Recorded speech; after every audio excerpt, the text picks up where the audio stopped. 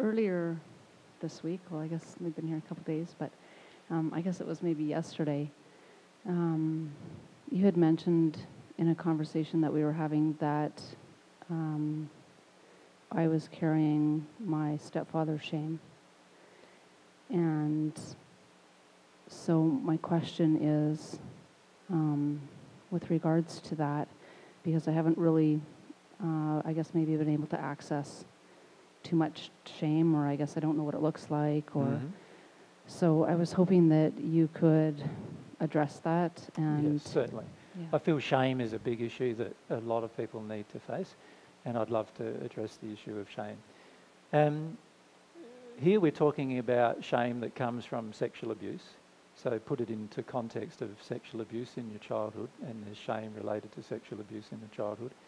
But obviously shame comes from all sorts of things that have happened in our childhood where we were shamed by other people during our childhood. So let's describe what's happening a bit.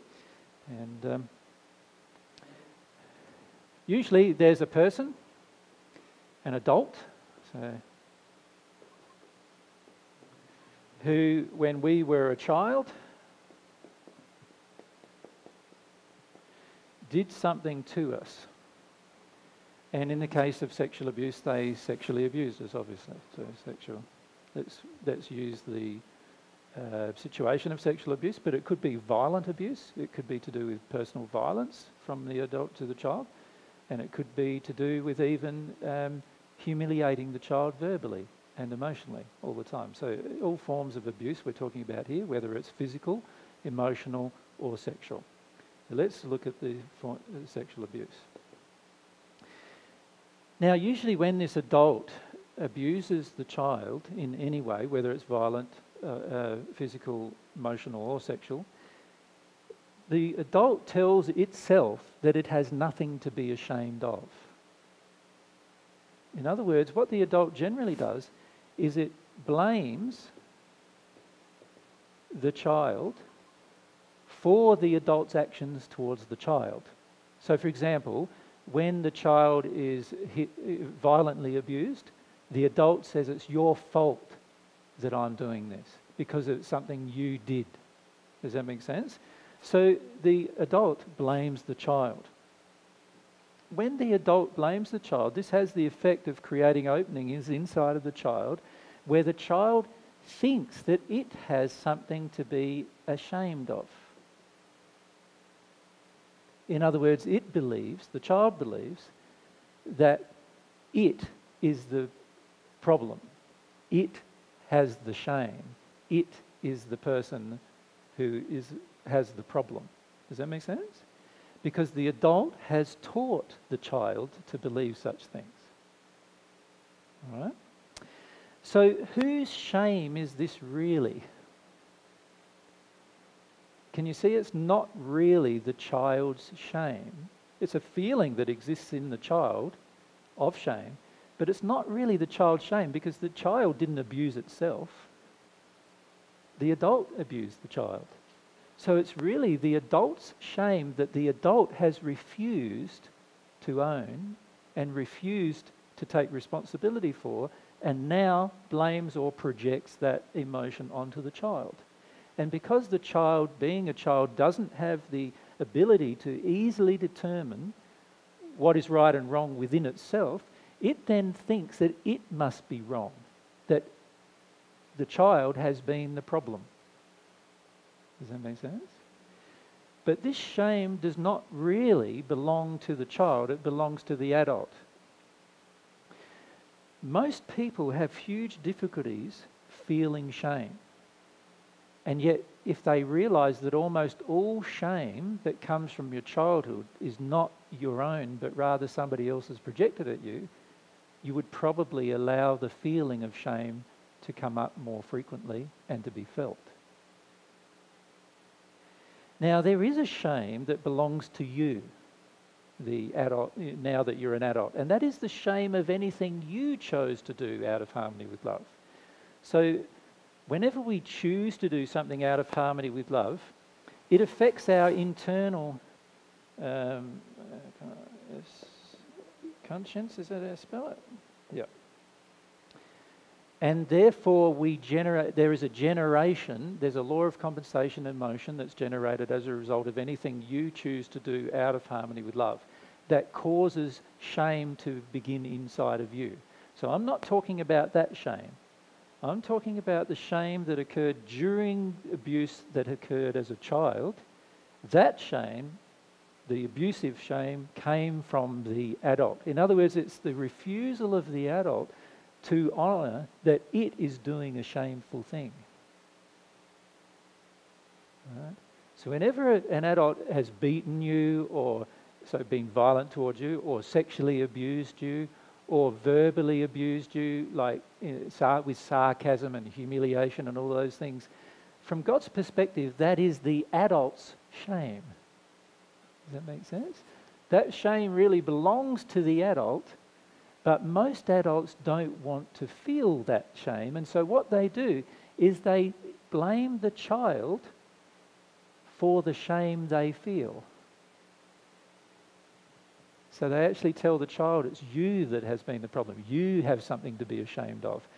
You made me do it. And if quite often people who sexually abuse children say to the children, you made me do this. If you weren't this, or if you weren't that, or if you didn't do that, or if you didn't dress provocatively here, or you didn't walk around with nothing clothes on when you were little there, I wouldn't have done it. That's what they say. And many people who violently abuse their children say, you made me do it. You didn't obey me. You didn't do what you were told. You didn't whatever. And they always finish up putting the shame onto the child. But what we need to understand, if we are going to process emotionally, we need to understand that the childhood shame is not really our own. It's just a feeling that's now inside of us, but the cause of it is not our own. So it's not our own actions that created this shame, but rather the adult's actions that created the shame. The adult has something to be ashamed of, not the child. And the only time we as an adult have something to be ashamed of is when we choose as an adult to do something that's unloving to another person. Then we have cause to be ashamed. And in fact, that shame can help correct us if we're sensitive to the feeling of it. Does that make sense? So Angela, you want to take it? Yeah. Thank you for that. So I don't know that what shame feels like. Like, is that the feelings of not feeling good enough, of like never getting it right, of not being lovable? Like, I feel those feelings. Are those part of shame? Well, they're often a part of shame, and many of them are often not true. They are true because the adult told you that they're true. And you now have reinforced these beliefs to yourself. So the feeling, I am not lovable, that had to have come from somewhere. Right? And it had to have come from an adult telling you or demonstrating through their actions with you that you're not lovable. That's where it came from. So you not being lovable is really a measure of the adult's poor treatment of you. That's why you believe that you're not lovable. You still need to feel the emotion, but you would probably find it easier to feel the emotion if you understood that the emotion came from the adult and was taught to you, rather than believing that the emotion is your own, rather than believing that you personally are not lovable. So if we look at the statement, I am not lovable, it's not a truth from God's perspective, is it? So from God's perspective, every single person who is one of God's children, and that's every single person, is lovable from God's perspective. In other words, every single person from God's perspective God loves them whether they receive that love or not. Right? Now, the fact that we then believe we're unlovable had to have come from someone other than God. And usually it came from our environment, of which our parents were a large part. But it could also come from our, going to school and being told that we're not lovable and so forth, could come from there. But when we're told we're not lovable, we eventually start telling ourselves the same message. And the problem with telling ourselves the same message is we don't feel the feeling and let go of the feeling. Do you follow me? because we're telling ourselves a lie. Whenever you say to yourselves, I am not lovable, you're basically telling yourself a lie from God's perspective. Does that make sense? So it's one thing to feel that you are not lovable. It's quite another thing to reinforce that belief by telling yourself that you're not lovable over and over again. Now, many of you will feel you're not lovable, and until you feel that completely, you will believe that you're not lovable. But you need to understand from an intellectual perspective that actually, from God's perspective, everyone's lovable. So you need to understand that even the belief, I am not lovable, is actually a false belief. It's in you now, but it's a false belief. It's a feeling that has to come out, so the only way a feeling can come out is by feeling it, but it's still a false belief. And that's what you need to realize. Now, shame is the kind of feeling that where you feel so bad about yourself and you believe that everything that was done to you is your fault. That makes sense? So this is the primary feeling about shame, that everything that was done to you was your fault in some way. And what I'm constantly reminding people is that no, things that are done to you that are unloving are not your fault. It doesn't matter what condition of your soul was, they're not your fault. Because if somebody does something unloving to you, that is their fault, their responsibility, their shame, if you like, not yours. If you believe it's yours, it's highly unlikely you'll let yourself feel it.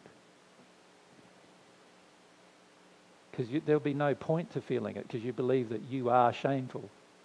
When you understand that actually this shame was projected at you by another, and it was their belief of you, you can now focus on that feeling that was their belief of you or about you, rather than your belief about yourself. Does that make sense? Yeah.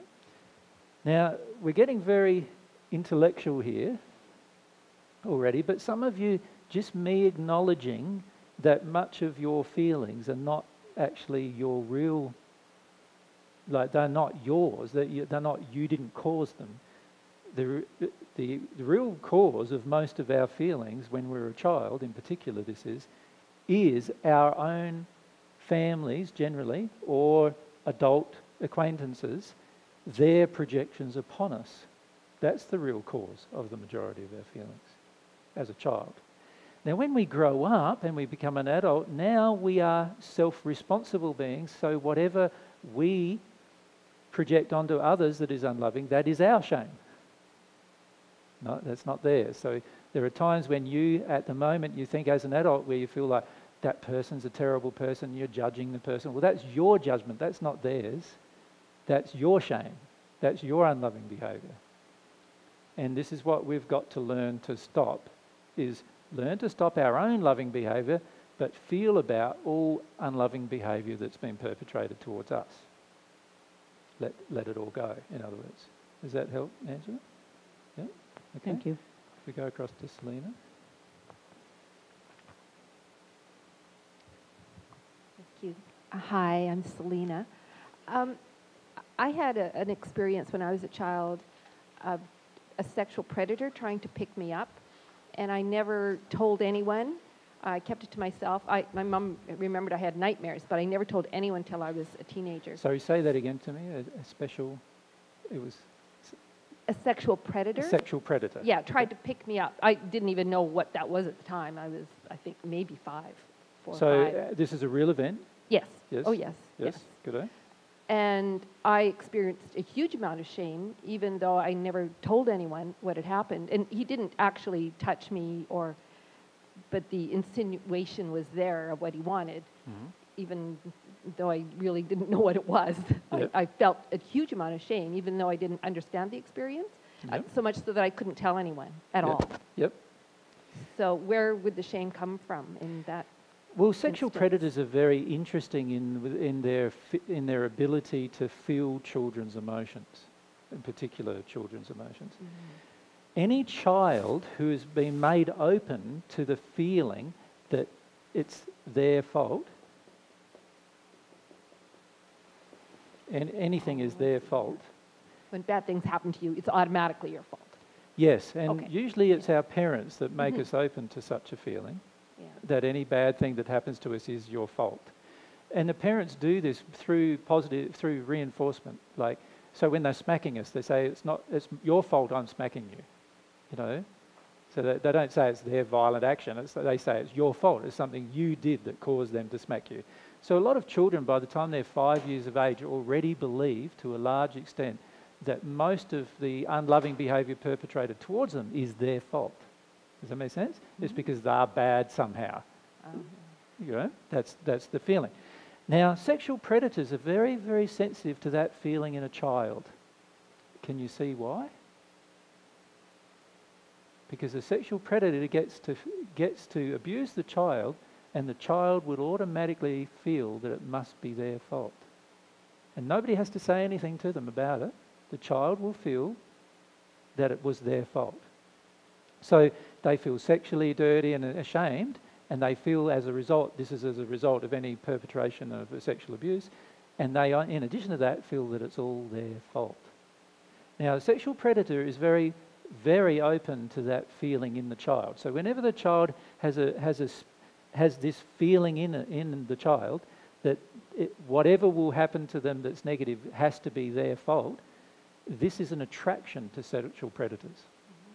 And in fact, the sexual predators often have spirits with them who are sexual predators who mark out the children in advance. So they walk into the room and already the sexual predator knows the child because the spirits with the sexual predator are telling the adult predator who's in the flesh, are telling him who is actually open to this concept or idea about themselves. So I actually did exactly what he needed by not telling anyone. He knew I wouldn't. Correct. Yeah. He knew you wouldn't. He knew you So wouldn't. he couldn't get caught. Yep. I couldn't describe the car or anything. Yep. Yeah. He knew you wouldn't be able to because you had already accepted that it was all your fault. Wow. Great. Does that make sense? Mm-hmm. And by the time most children are 3, 4, 5 years of age, they already have these strong beliefs that anything negative that happens to them is their fault. And so this makes them very open and very easy for an adult sexual predator or an adult abuser to abuse the child and get away with it. Yeah. Now, in some cases, it's just very fortunate that they didn't have the circumstances and therefore couldn't abuse us. But many times you can feel their intention. So a child usually can feel the sexual intention of an adult quite significantly. And then if the child thinks it's already their fault, they already believe that the sexual attention coming from the adult is their fault before the whole thing begins even. Yeah. So the child has been prepared, really, by its environment to accept this feeling that it is all their fault.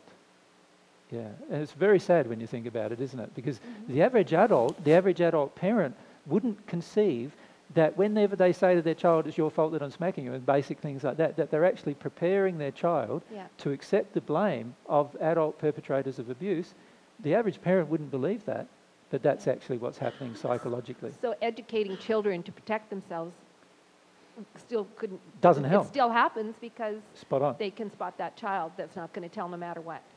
They can spot the They- child, yeah. and not only can they spot the child, but the spirits with them. There's a certain emotional thing that happens inside the child, and there's a colour that starts appearing in the tummy region of the child that a sexual predator just can scan the room, and I'm talking about a spirit one now, can scan the room and see every child who has that particular colour in their bowel region of their body, and the second chakra region of their body. They can see exactly who those people are, and they'll target them straight away. They'll motivate the sexual predator to target those particular people. Does that make sense?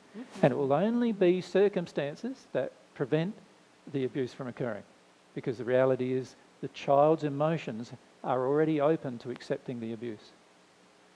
Yeah. Yeah. Yeah. That's great. Thank you. Yeah. And this is why a lot of people say, well, my parents didn't abuse me, but my brother-in-law or, my father's brother or someone abused me, or my uncle or my grandfather did, or whatever. And this is because there is this preparation going on inside of the child emotionally from the environment that the child's growing up in, that's causing the child to accept the blame of very negative events that the child is involved in, rather than seeing that the child's not to blame. Yeah. Yep. Okay, Nina? Yes. So my question was going to be on shame, so this is really good. For a long time, I've been when I wake up, like I wake up in a state of fear. Yep. But that's been changing where I'm feeling really hot and I'm associating that with shame. So I'm obviously also getting spirit influence in my sleep state around the injury of the shame. Remember, there are two causes of your shame. And at first I thought it would be all sexual, but I'm feeling like it's an all-pervasive shame, just almost for the fact that I'm here. Yeah, I also feel that it has sexual connotations for yourself as well. Yeah. But if you think about you as an adult now, so you're an adult, or you're a woman in this case, and you're feeling shame, there can only be two causes of your shame. So what did I just say were the causes? One is that it's someone else's shame that they perpetrated upon you when you were a child that's still within you now as an adult. So that's one, isn't it? So you could say someone else's or others' shame, right? And the second one is? What I have done. What you have done. So in other words, your personal actions. Yeah. So self can be the other cause of your shame.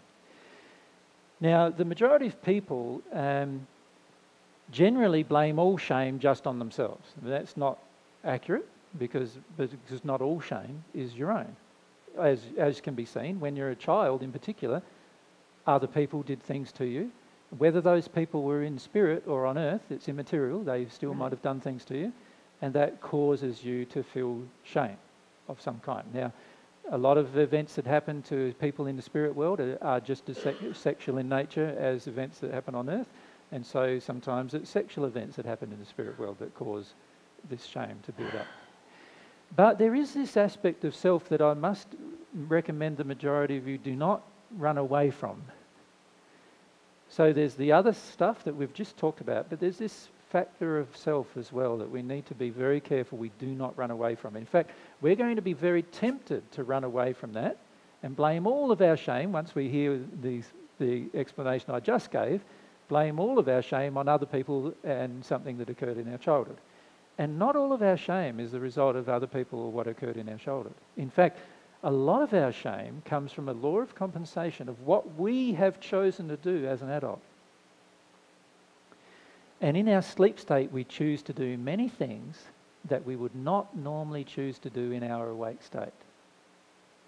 And the reason why is that in our sleep state, we have no, what you would classify as socialized checks or restrictions on our boundaries of behavior. So in other words, what you could get away with on earth, right, you will definitely get away with in the spirit world.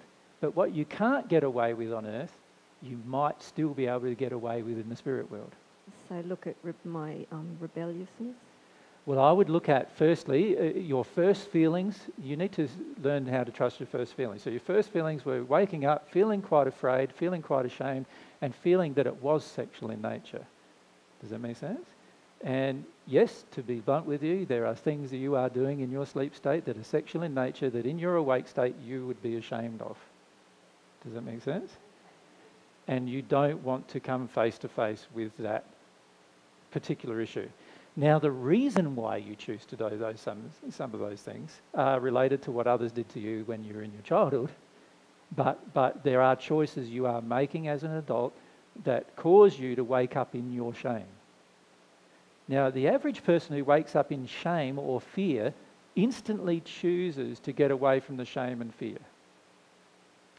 And usually they do that by jumping out of bed, getting themselves busy, trying to make their day busy, having a cup of drink, whether it's a cup of tea or hot drink generally, because hot drink will make you feel less fear, and usually take some kind of addictive drink or food In other words, high carbohydrate breakfast along with a cup of coffee or a cup of tea. You know, this is a very common action to get away with the feelings. So in other words, to push the feelings back down again. Yeah? And there are many things that you are doing that I've personally observed in your sleep state, right? So that are related to your own shame. And so I've got no memory of being sexually abused in my childhood. Are you saying that actually something did happen? No, I'm not saying that something did happen, but I'm saying that you were prepared for such a feeling. That makes sense. Through other things that were projected at you as a child. Yeah. And there was a lot of this emotion projected at you that you are to blame. This is why you have so much terror in you now, along with, as I've discussed with you at other times, the terror that comes from the multi-generational terror of having, you know, grandparents that lived in war-torn areas. And parents. Yeah, and parents who lived in war-torn areas. Does that make sense? Yeah. Yeah. Which makes you open to such things. But now you are choosing to act out many of these things in your sleep state that you wouldn't be comfortable doing in your awake state, because if you did it in your awake state, a lot of people would know that you're doing it. Does that make sense? But in your sleep state, everybody's doing it, so it doesn't matter. Does that make sense? And the reality is the majority of people, even in this auditorium, are doing many sexual things that they would be ashamed of if they remembered them in their awake state while they're asleep. Because there are far less social checks on your behaviour when you're asleep. Does that make sense?